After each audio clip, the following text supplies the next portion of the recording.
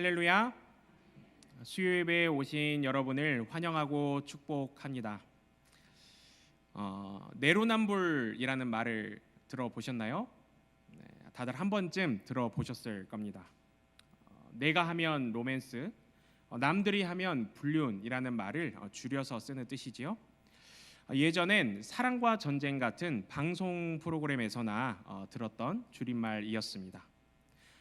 방송을 보면은요 늘 두 사람이 나옵니다. 주인공과 그리고 주인공 친구 이렇게 나옵니다. 처음에는 주인공 친구가 문제를 일으키지요. 불륜을 저지르고 양다리를 걸치다가 가정을 깨트립니다. 그러면 주인공은 그 친구를 향해서 야, 네가 친구냐? 정신 차려라. 부끄럽다. 비난하고 손가락질을 합니다. 그러다가 방송 중반쯤 되면 주인공도 뭐라고 있죠? 그렇게 비난했던 친구와 똑같은 행동을 하는 자신을 보게 됩니다. 그러다 또 다른 누군가에게 자신의 치부를 들키고 꼬리가 잡히지요. 이때 주인공이 보통 뭐라고 말을 하던가요?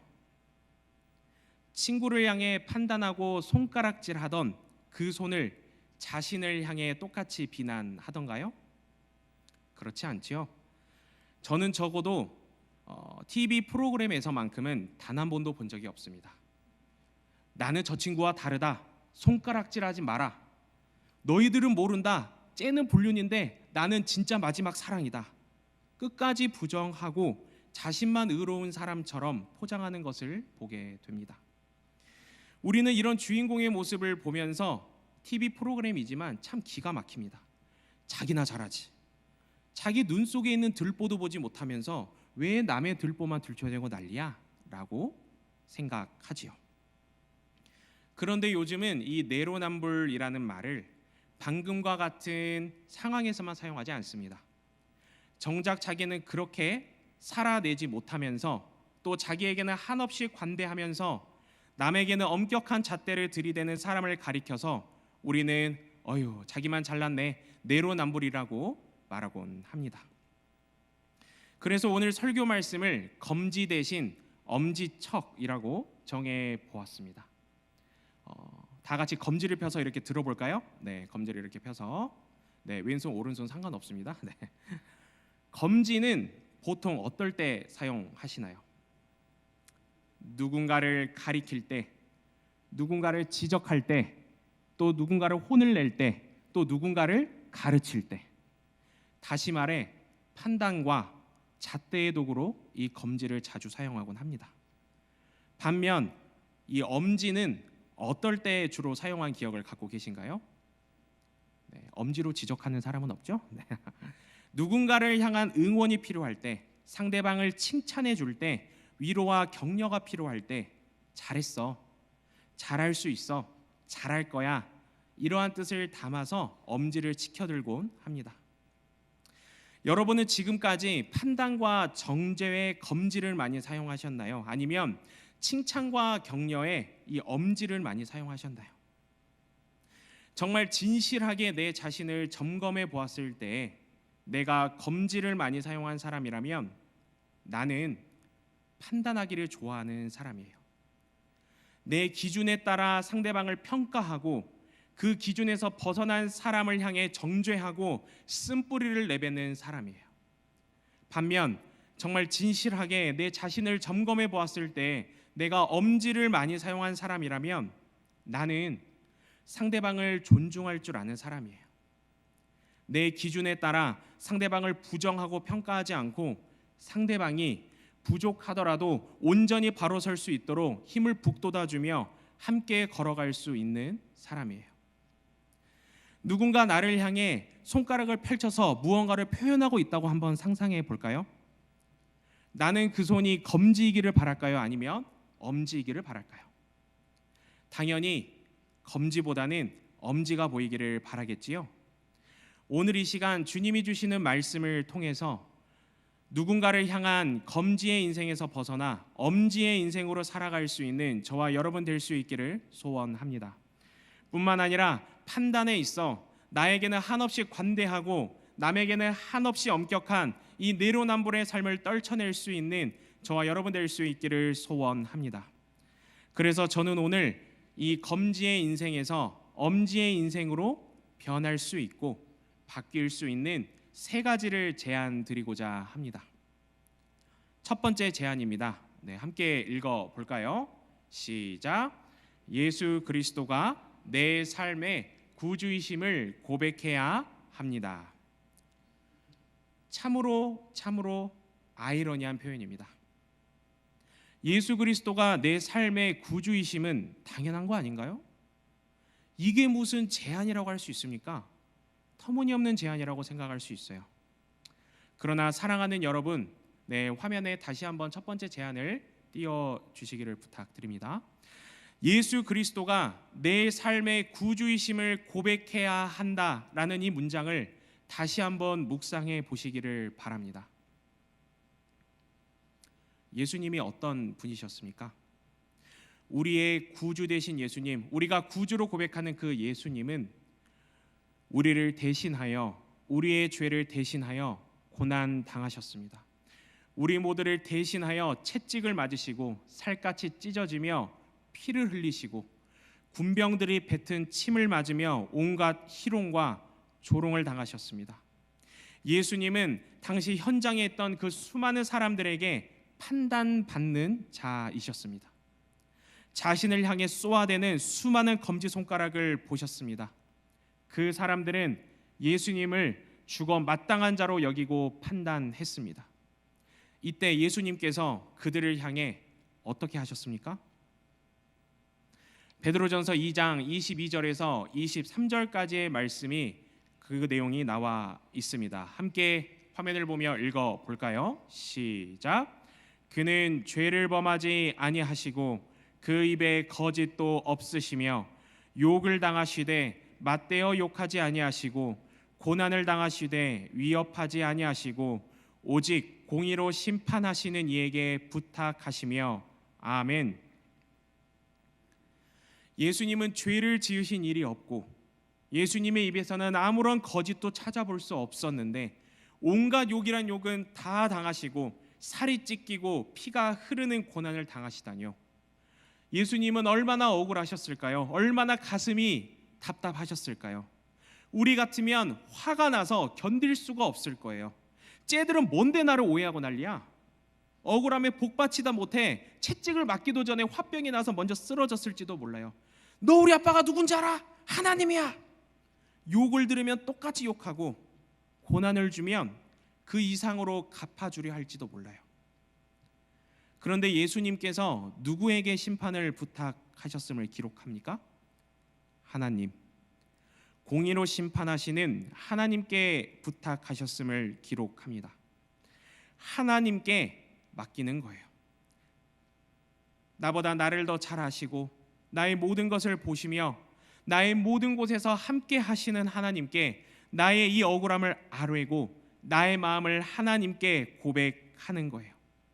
판단은 내가 하는 것이 아니라 아버지 되신 하나님께서 하시는 것임을 예수님께서 고백하셨던 것이죠. 결국 예수님을 십자가에 못 박아 매달고 예수님의 고통과 죽음을 기다리며 으스대는 그들을 예수님은 바라보며 어떻게 말씀하셨습니까? 누가복음 23장 34절에서는 이렇게 기록하고 있습니다. 이에 예수께서 이르시되 아버지 저들을 사하여 주옵소서. 자기들이 하는 것을 알지 못함이니이다 하시더라. 그 고통스러운 순간에서도 자신을 십자가에 못 박은 사람들이 눈앞에서 으스대는 모습을 보시면서도 예수님은 하나님께 용서를 말씀하셨어요. 그렇게 예수님은 우리를 사랑하시되 죽기까지 사랑하심으로 그 사랑을 확증하셨습니다. 그리고 우리에게 구원이라는 놀라운 선물을 주셨습니다. 예수님께서 우리의 구주가 되시는 것입니다. 그렇기에 예수님을 우리의 그리스도, 우리의 구주로 고백한다는 것은 그냥 고백하는 것이 아니에요. 굉장히 심오하고 무게 있는 고백이에요. 영적으로 새롭게 되고 거듭나게 되는 고백인 것입니다. 왜 심오하고 왜 무게가 있습니까? 왜 새롭습니까? 나는 남들의 판단 앞에서 한없이 무너지는 사람이고, 남들의 검지 앞에서 나는 더 심하게 검지를 들고 맞대어 욕하며 판단하는 사람인데, 그렇게 살아온 사람이었는데 예수 그리스도를 만나고 나니 주님께서 나를 만나 주시니 내가 들었던 이 검지가 정말 부끄러운 검지였구나. 내 생각과 내 뜻대로 판단하고 부정했던 시간들이 주님의 사랑 앞에 환하게 비추어지니 너무나 창피하고 부끄러운 시간이었구나. 주님께서 깨닫게 하시고 알게 하시는 거예요.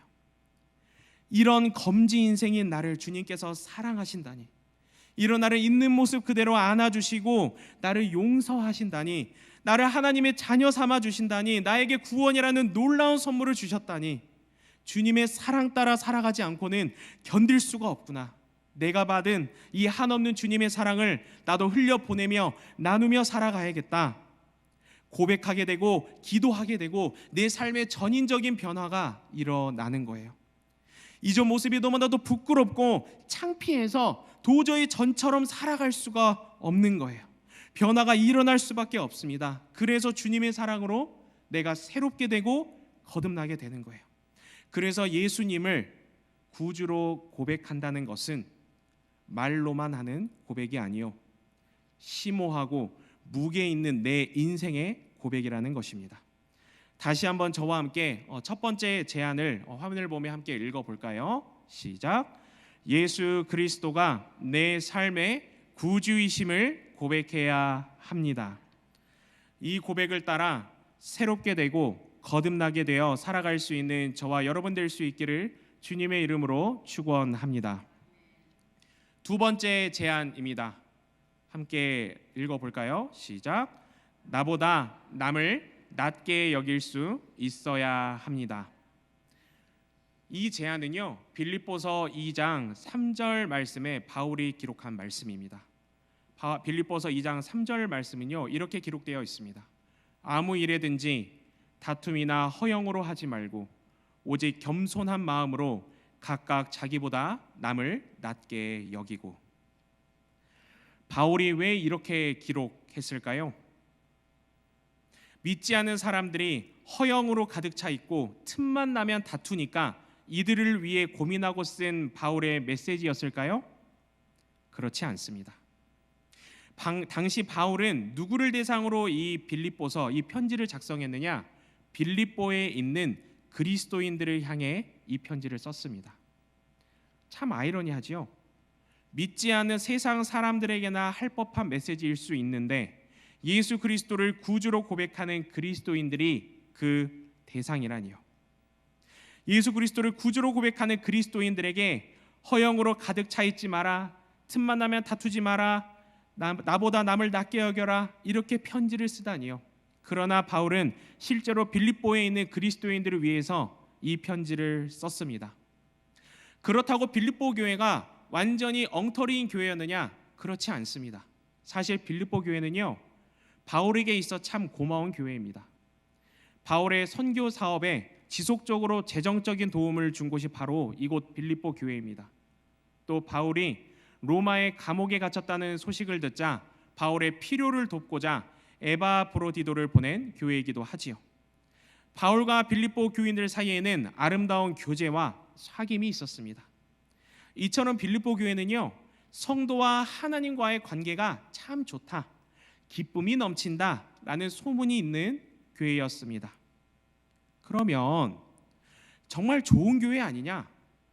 아무 문제 없는 교회 아니냐? 이렇게 생각할 수 있어요. 그렇게 하나님과 관계가 좋고 이렇게 기쁨이 넘치는 교회인데 뭐가 문제냐? 문제가 없으면 바울이 왜 다툼이나 허영으로 하지 말라는 편지를 썼으며 왜 겸손한 마음으로 각각 자기보다 남을 낮게 여기라는 편지를 쓴 것일까요? 빌립보 교회의 진짜 문제는요, 성도들 사이의 관계에 있었습니다. 내막을 자세히 들여다보니 성도들 사이에 분열이 일어나고 있는 것이었어요. 빌립보 성도가 고백하는 하나님 사랑이 거짓이었느냐? 그렇지 않았습니다. 바울이 가서 살펴보니 하나님을 향한 그들의 사랑은요, 찐사랑, 참사랑이었습니다. 하나님 이름만 부르면 기쁨이 넘치고 눈물이 나고 나를 구원하신 그 아들 예수 그리스도를 떠올리면 감사를 고백하며 찬양하는 성도들이 빌립보 교인, 빌립보 성도들이었어요. 예수님만이 길이요 진리요 생명임을 마음에 새기고 예수를 전도하며 살아가는 사람들이 빌립보 교인들이었습니다. 그런데 그들의 마음을 살펴보니까요, 하나님을 사랑하는 이 마음과는 별개로 그들의 마음에는 교만이 있었습니다. 하나님 사랑과 이웃 사랑을 가장 큰 두 가지 계명으로 말씀하신 예수님의 가르침을 잘 기억하고 입술로 고백하고 그렇게 살 것을 매일 이야기했음에도 정작 그들의 이 양심은요, 화인 맞은 양심과도 같았습니다. 예컨대 이렇다라는 거예요. 아유, 뭐 저런 사람이 교회에 찾아왔어? 속으론 다른 생각을 한다는 거예요. 그것이 말투로 드러납니다. 태도로 드러나요. 대화에서 묻어나옵니다. 아유, 저 사람 예수님 진짜 만났나? 무슨 생각으로 교회를 나오는 거야? 눈짓으로 나의 감정을 흘려보냅니다. 손짓으로 나도 모르게 그 의미가 전달이 됩니다. 아유, 내가 말을 말아야지. 격 떨어져서, 수준 떨어져서 이거 대화가 안 돼. 고개를 돌립니다. 눈을 감아버려요. 이해하려고 하지도 않고 받아들이지도 않습니다. 그렇게 분란이 일어나고 분열이 일어나고 교회가 깨어지는 과정을 겪고 있는 곳이 사실 빌립보 교회였습니다. 제가 어렸을 적 참석했던 한 부흥회에서 목사님이 해주신 이야기가 있습니다. 소개해 드리려고 하는데, 제가 참 부흥회 때 열심히 참석을 했는데 목사님 다른 말씀 기억 하나도 안 나고 목사님 딱 한 이야기만 기억이 나요. 당시 목사님이 교회 청소당번인 여전도의 팀과 청소를 마치고 이제 식사를 하러 점심시간이 돼가지고 식사를 가셨답니다. 이제 목사님이 다 앉으신 거 보고 식전기도를 하려고 하는데 집사님, 권사님들이 하시는 이야기가 들리더래요. 이제 테이블에 보통 4명씩 앉잖아요. 4명씩 쭈루루 앉았는데 저기 보니까 3명 앉은 테이블에서 이야기가 들리더랍니다. 근데 목사님이 막 들으려고 들은 게 아닌데 어쩌다 보니까 이제 들어보니까 그 테이블에 아직 도착하지 못한 한 명의 집사님이 있었는데 그 한 명의 집사님을 놓고 욕을 하고 있더래요. 그 집사님 말이야, 청소할 때 대체 어디로 간 거야? 우리는 뭐 시간 남아서 청소하나? 그 집사님 원래 혼자 바쁜 척 하잖아. 아유, 상종을 못할 집사님이네.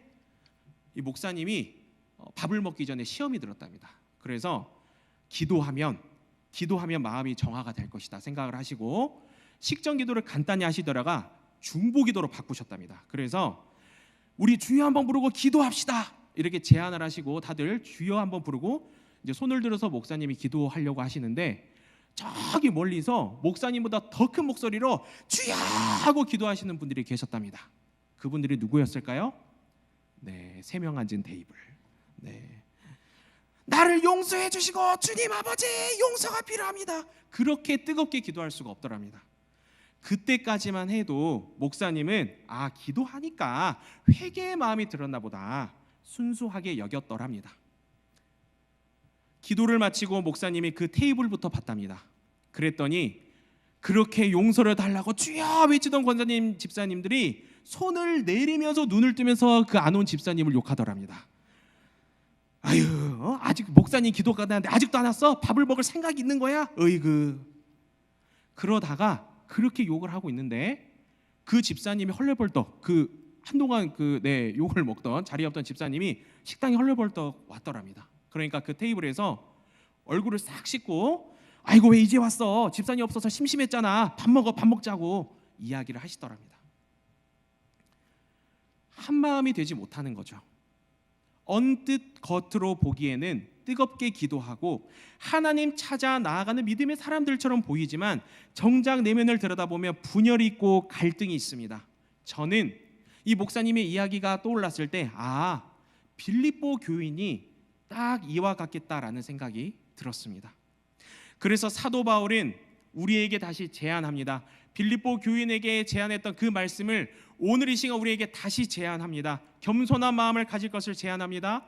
나보다 남을 낮게 여길 것을 제안합니다. 그리고 이 마음을 가질 것을 말씀합니다.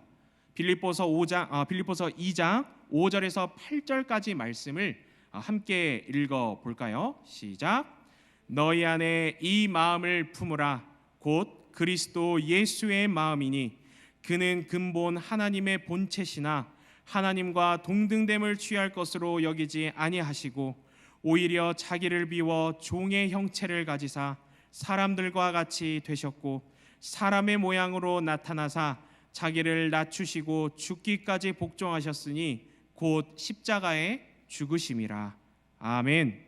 사랑하는 여러분, 혹시 빌립보 교인의 모습에서 나의 모습을 발견하고 있습니까? 하나님을 정말 사랑하지만 나에게 구원이라는 놀라운 선물을 주신 예수 그리스도를 구주로 고백하며 살아가고 있지만 정작 내 마음에는 겸손이 아니라 교만이 있고 스스로를 속으로는 남보다 낫다라고 여기며 살아가고 있습니까?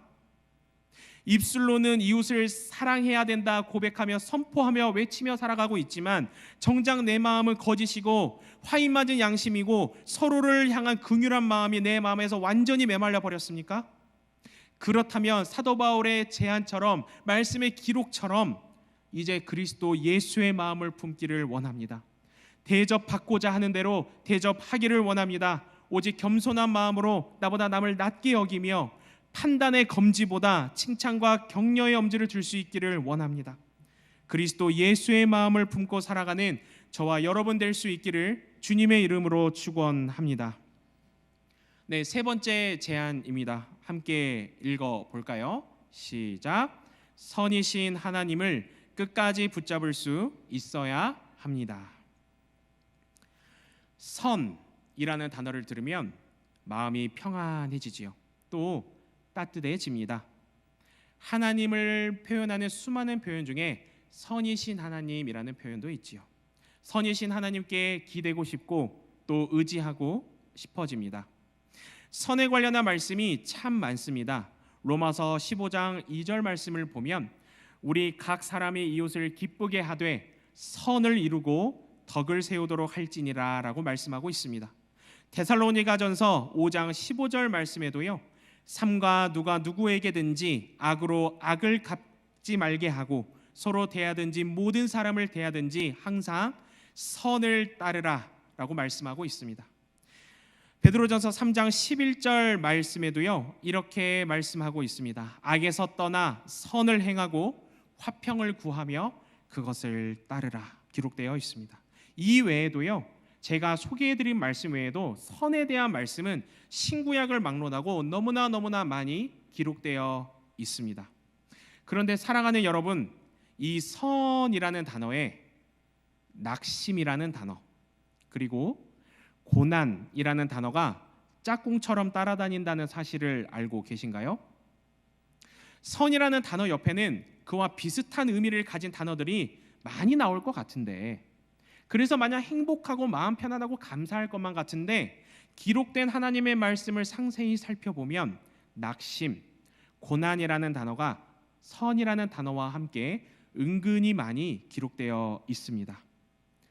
갈라디아서 6장 8절 말씀을 볼까요? 우리가 선을 행하되 낙심하지 말지니 포기하지 아니하면 때가 이름에 거두리라.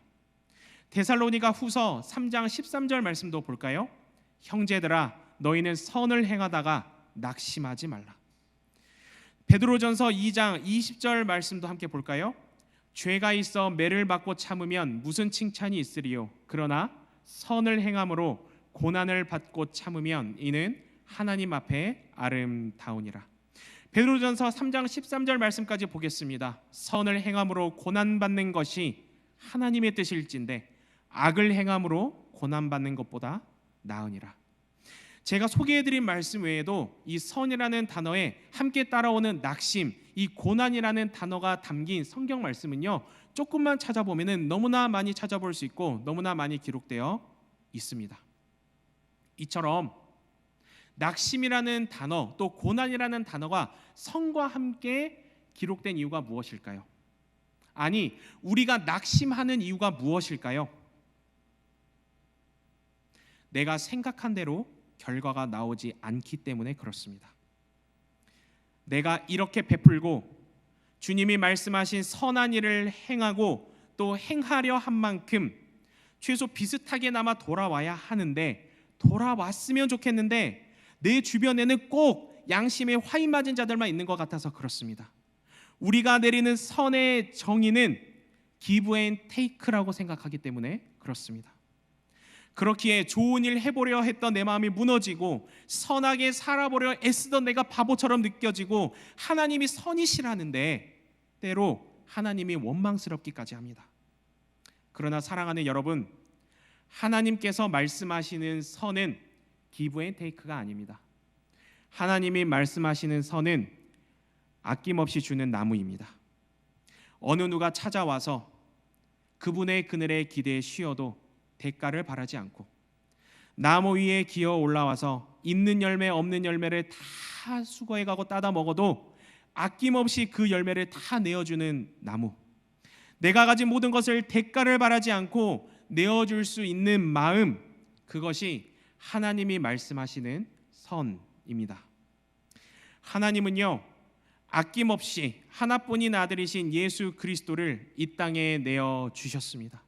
우리가 죄를 지었고 우리가 서로를 판단하고 정죄하였고 눈에는 눈, 이에는 이처럼 살아온 사람이 바로 우리의 모습인데, 이 세상의 모습일진데 또 준 만큼 받을 것을 기대하며 그것을 선이라고 여기고, 그렇지 않으며 그렇지 못하면 금세 실망과 분노로 가득해지는 사람이 어쩌면 우리의 모습인데, 하나님은 이런 우리를 불쌍히 여기시고 언제나 우리에게 아낌없는 나무가 되어 주셨습니다. 그럼에도 우리는 왜 하나님의 은혜를 잊고 사는지요? 아낌없는 나무 되어 주신 선이신 하나님을 다 잊어버리고 왜 죄로 가득한 이 세상 속에서 양심에 화인 맞은 사람들 사이에서 낙심하고 또 낙심하고 왜 내게 이런 고난이 찾아오냐고 하나님을 원망하는지요?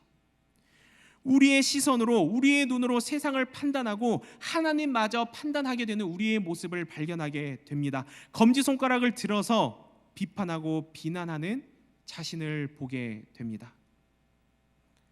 대가를 바라는 것은요, 투자이지 하나님이 말씀하신 선이 아닙니다. 대가를 바라는 투자는 성공할 수도 있지만 반대로 실패할 수도 있습니다. 아니, 어쩌면 온갖 속임수로 가득한 이 세상 속에서 성공만을 바라고 행하는 투자는 위험한 도박일 수 있습니다.